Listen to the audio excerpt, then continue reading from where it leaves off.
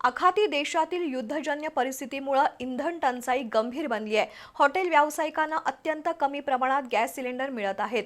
त्यावर राधानगरी तालुक्यातील चंद्रे इथल्या एका हॉटेल व्यावसायिकानं नवा उपाय शोधलाय। लाकडावर चालणाऱ्या शेगडीचा वापर करून या हॉटेलमध्ये जेवण तयार केलं जातंय। राधानगरी तालुक्यातील चंद्रे इथल्या हॉटेल सुख सागरनं गॅस टंचाईवर नामी उपाय शोधलाय। हॉटेल मालक सागर पाटील यांनी लाकडावर चालणारी शेगडी तयार केली आहे। या शेगडीसाठी पारंपरिक लाकडासोबतच नारळाच्या शेंडीसारखे वेस्टेज साहित्य इंधन म्हणून वापरता येतं।